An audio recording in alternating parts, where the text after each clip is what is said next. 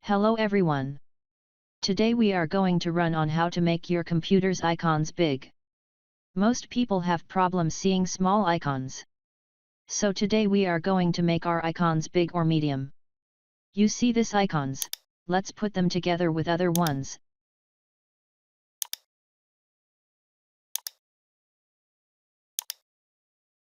So first click on light click. Then go on view. Then let's start on medium icons.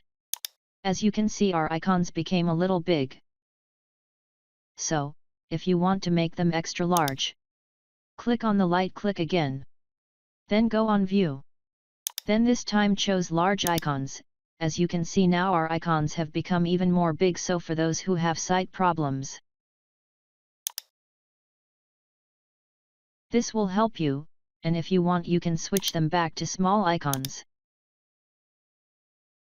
So thanks for watching and make sure you subscribe for more content.